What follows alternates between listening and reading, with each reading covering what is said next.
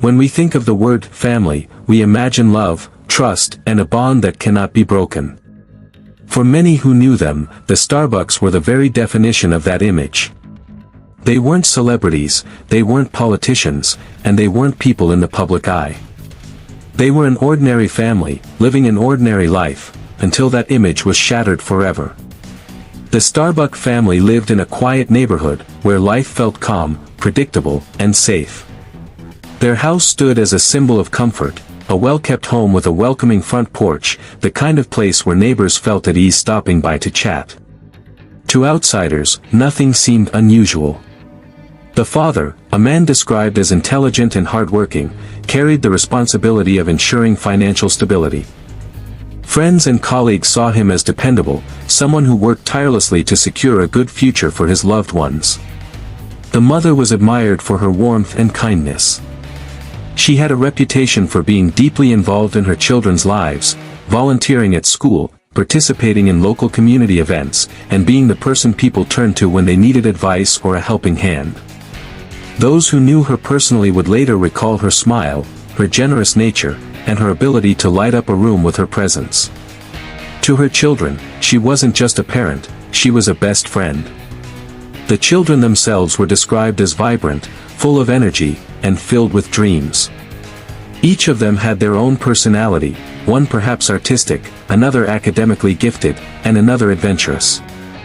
Like any children, they fought, they laughed, they played, but above all, they were loved deeply.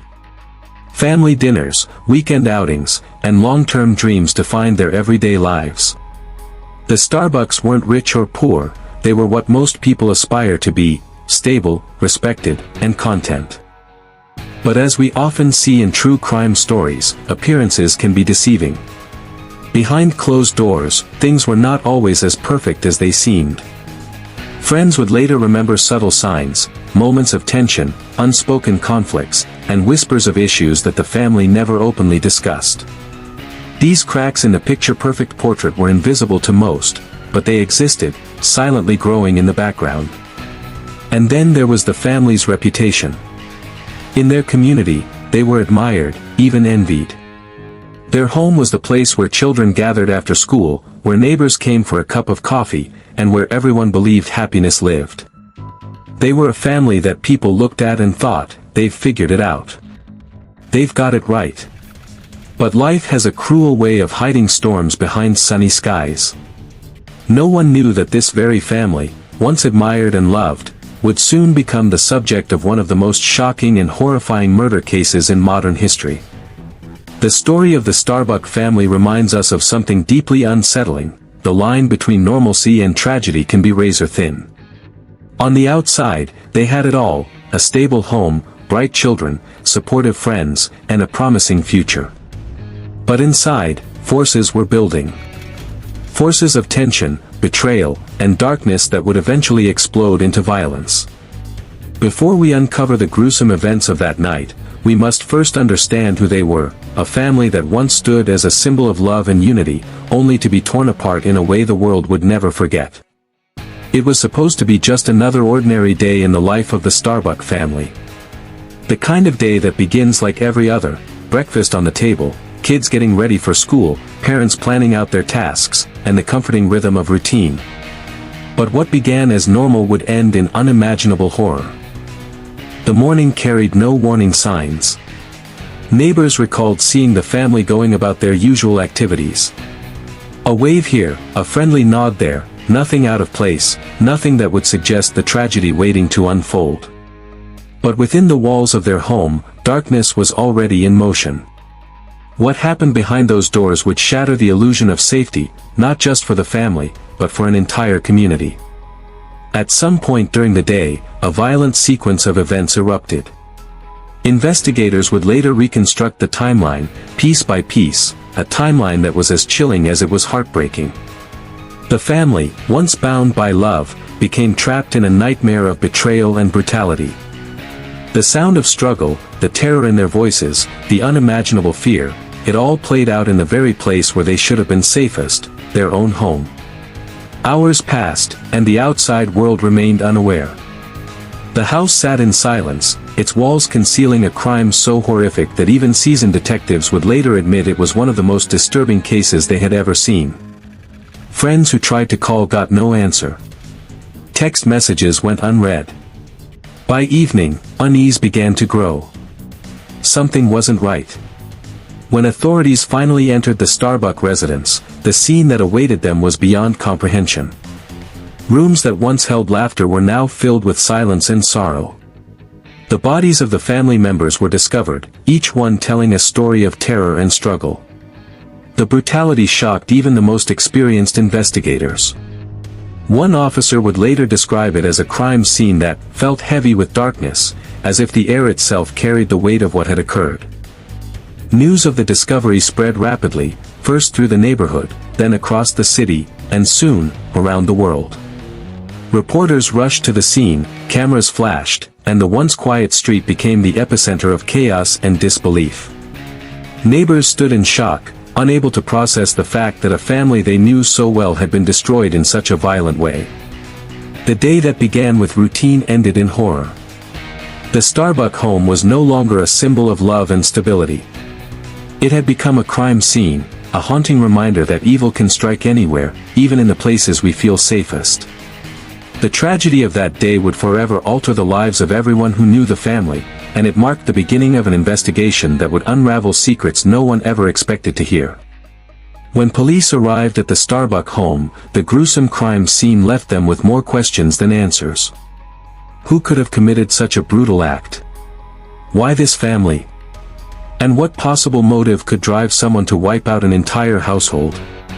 In those early hours, the investigation began, and with it came theories, suspicions, and a race against time to catch a killer. The first step for detectives was to secure the scene and gather evidence. Every corner of the house was carefully examined, fingerprints, footprints, broken objects, and even the smallest details were collected. Forensic teams worked late into the night, combing through blood patterns, searching for DNA, and documenting everything with meticulous care. They knew the answers were there, buried within the walls of the house, they just had to find them. Naturally, the first question was motive. Was this a robbery gone wrong? A random act of violence? Or something much closer to home? Investigators knew from experience that in most family murders, the killer often isn't a stranger. It's someone who knows the victims, someone they trust. That fact alone casts suspicion not on outsiders, but on people within the family's circle. Detectives began questioning neighbors, friends, and relatives. Some recalled seeing suspicious movements near the house in the days leading up to the crime, while others mentioned strange behavior from individuals close to the family. Rumors spread quickly. Could it have been a business dispute involving the father? A secret personal issue no one knew about? Or perhaps something even darker, buried deep within the family's own history? One by one, possible suspects emerged. An estranged relative. A friend who seemed too eager to ask questions. A neighbor who claimed to have heard unusual noises. Each person was brought in, interviewed for hours, and scrutinized for inconsistencies. Police wanted to know, who stood to gain from the death of the Starbucks? Who had the opportunity, the motive, and the darkness inside them to carry out such a crime? But suspicion is not proof. Detectives needed hard evidence. Every fiber, every fingerprint, every piece of digital data was examined. Phones and laptops were seized. Bank accounts and messages were reviewed. Slowly, a picture began to form, a tangled web of secrets, lies, and potential betrayals. What seemed like a happy, picture-perfect family began to reveal shadows no one expected. And yet, in those early days, the case seemed frustratingly open-ended. Too many suspects, too many motives, and not enough evidence to point to one person with certainty. For the community, the uncertainty was terrifying. Was there a killer still walking free in the neighborhood? Could it happen again? Fear spread like wildfire, as residents locked their doors and whispered about who the murderer might be. The early investigation had revealed something chilling: the Starbucks lives were not as simple as they appeared. Beneath the surface of smiles and routine lay secrets that could destroy reputations, friendships, and trust. But who among them was willing to go as far as murder? That answer, investigators knew, would be hidden in the evidence they had collected. And when the breakthrough finally came, it would shock everyone. In every murder investigation, there comes a moment when the chaos of questions begins to clear, when the puzzle pieces start to lock into place. For the Starbuck case, that moment arrived in the form of evidence so striking, so undeniable, that it shifted the investigation from confusion to clarity. It was the breakthrough detectives had been waiting for. For weeks, investigators sifted through mountains of information, phone records, surveillance footage, financial documents, forensic analysis. At first, nothing seemed conclusive. Every lead led to another dead end. But detectives knew one truth: killers always leave something behind. No matter how careful, no matter how calculated, there's always a trace. And in the Starbuck home, hidden among the silence of the crime scene, those traces began to emerge. One of the first breakthroughs came from digital forensics. A recovered cell phone, belonging to a family member, contained text messages that painted a much darker picture of the Starbucks' private lives. Conversations revealed mounting tension, heated arguments, and even threats that hinted at a storm brewing beneath the surface. These weren't just random words, they were clues, breadcrumbs that suggested someone close to the family had both motive and opportunity. Then came the surveillance footage. Detectives combed through hours of security camera recordings from nearby homes and businesses. At first, the grainy clips showed little: cars passing by, neighbors walking dogs, delivery drivers making stops. But then, one detail stood out: a vehicle spotted near the Starbuck home on the very night of the murders. A car that didn't belong to the family, a car that shouldn't have been there. The license plate was partially obscured, but it was enough to narrow down the possibilities. That single image shifted the direction of the investigation. Meanwhile, forensic teams continued their painstaking work inside the house. Blood spatter analysis revealed a sequence of events that contradicted earlier theories. This wasn't a random break-in. The pattern suggested precision, a targeted attack carried out by someone who knew the layout of the home. Even more chilling, investigators uncovered fingerprints in places they shouldn't have been, fingerprints belonging not to a stranger, but to someone shockingly close to the family.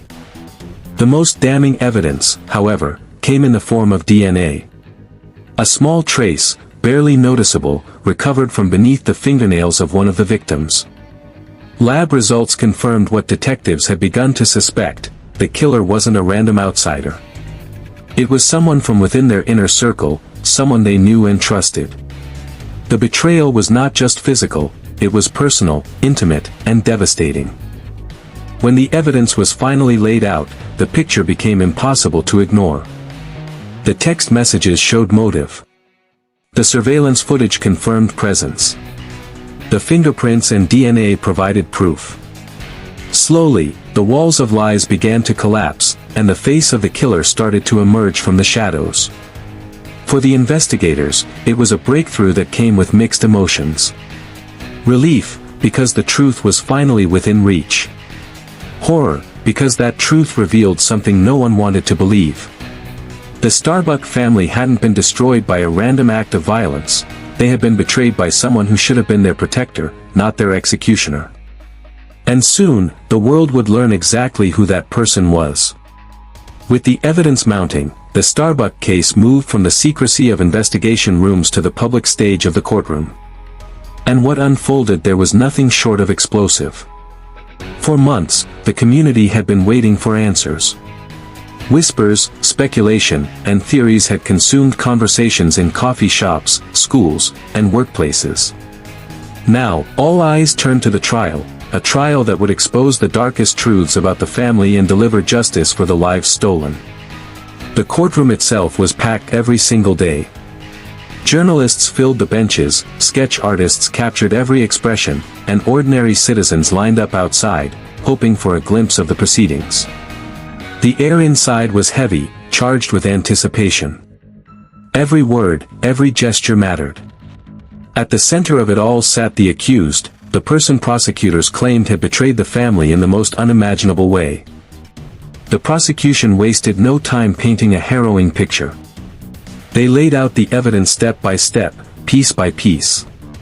The disturbing text messages, the surveillance footage, the fingerprints, and the damning DNA results, all presented with chilling clarity.